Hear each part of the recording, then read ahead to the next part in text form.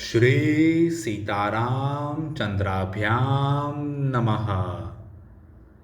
सुंदरकांड चौथा सर्ग। हनुमान जी का लंकापुरी एवं रावण के अंतःपुर में प्रवेश। इच्छानुसार रूप धारण करने वाली श्रेष्ठ राक्षसी लंकापुरी को अपने पराक्रम से परास्त करके महातेजस्वी महाबली महान सत्तत्वशाली वानर शिरोमणि कपि कुंजर हनुमान बिना दरवाजे के ही रात में चहार दीवारी फांद गए और लंका के भीतर घुस गए। कपिराज सुग्रीव का हित करने वाले हनुमान जी ने इस तरह लंकापुरी में प्रवेश करके मानो शत्रुओं के सिर पर अपना बायां पैर रख दिया।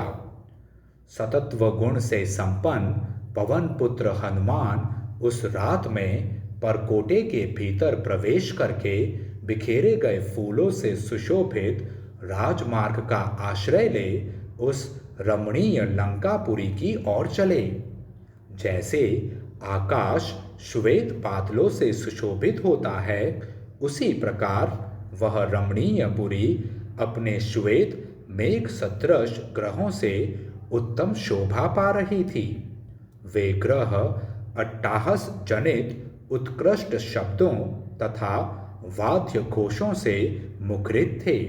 उनमें वज्रों तथा अंकुशों के चित्र अंकित थे और हीरो के बने हुए झरोखे उनकी शोभा बढ़ाते थे।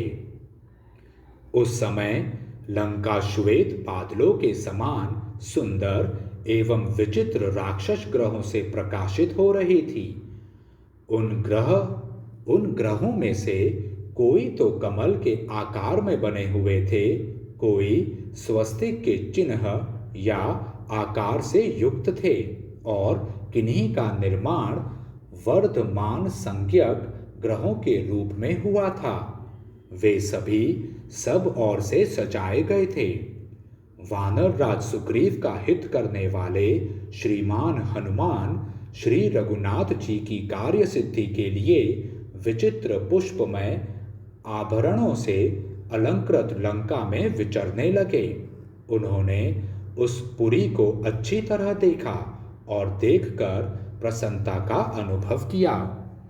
उन कपि श्रेष्ठ ने जहाँ तहाँ एक घर से दूसरे घर पर जाते हुए विविध आकार प्रकार के भवन देखे तथा हृदय, कंठ और मूर्धा इन तीन स्थानों से निकलने वाले मंद, मध्यम और उच्च स्वर से विभूषित मनोहर गीत सुने। उन्होंने स्वर्गीय अप्सराओं के समान सुंदरी तथा काम वेदना से पीड़ित कामिनियों की करधनी और पायजेबों की झनकार सुनी।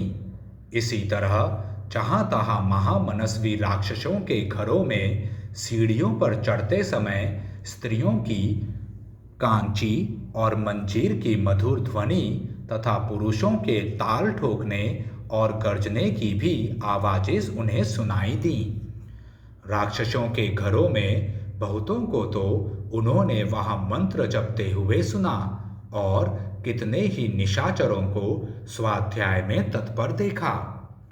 कई राक्षसों को उन्होंने रावण की स्तुति के साथ गर्जना करते और निशाचरों की एक बड़ी भीड़ को राजमार्ग रोककर खड़ी हुई देखा। नगर के मध्य भाग में उन्होंने रावण के बहुत से गुप्तचर दिखाई दिए। उनमें कोई योग की दीक्षा लिए हुए, कोई जटा बढ़ाए, कोई मूड़ मुंडाए, कोई गोचर्म या मृग चर्म धारण किए और कोई नंग धड़ंग थे। कोई मुट्ठी पर कुशों को ही अस्त्र रूप से धारण किए हुए थे।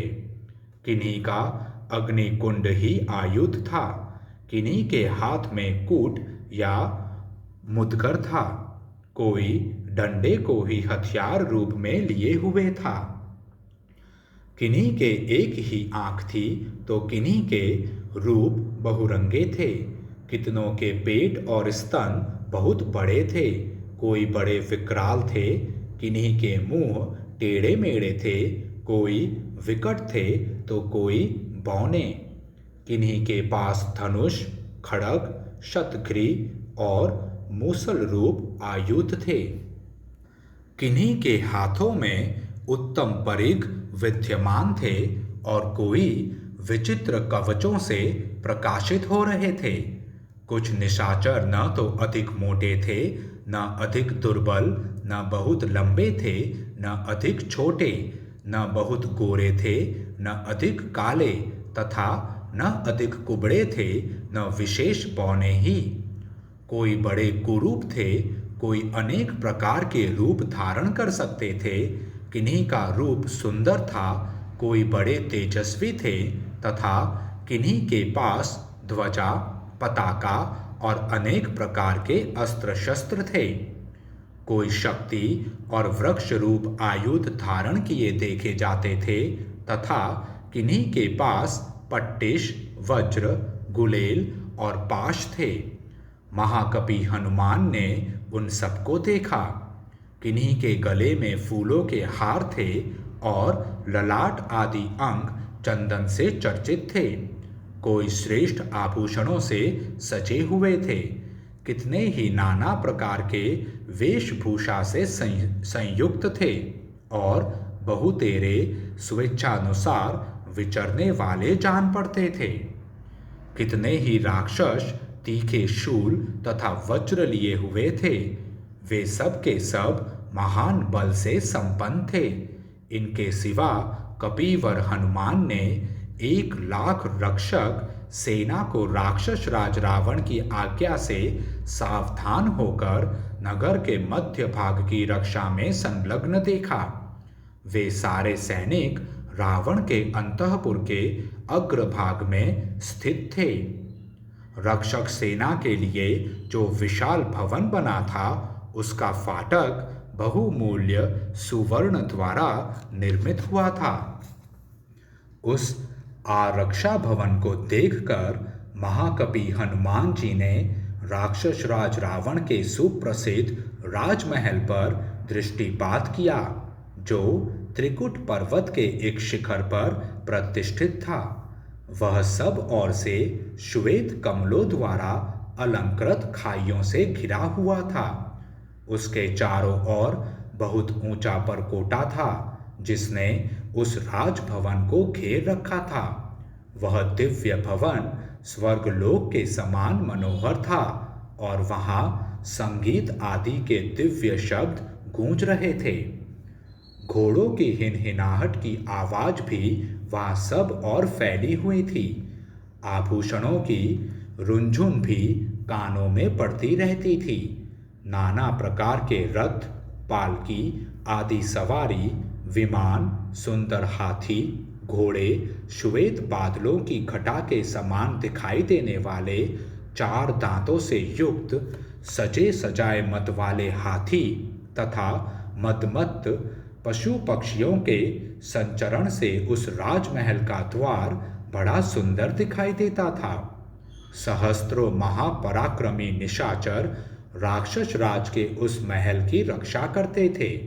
उस गुप्त भवन में भी कपीवर हनुमान जी जा पहुँचे। तदंतर जिसके चारों ओर सुवर्ण एवं जांबूनद का परकोटा था, जिसका ऊपरी भाग बहुमूल्य मोती और मणियों से विभूषित था तथा अत्यंत उत्तम काले अगुरु एवं चंदन से जिसकी अर्चना की जाती थी, रावण के उस अंतःपुर में हनुमान जी ने प्रवेश किया। इस प्रकार श्री वाल्मीकि निर्मित आर्ष रामायण आदि काव्य के सुंदर कांड में चौथा सर्ग पूरा हुआ। जय श्री राम।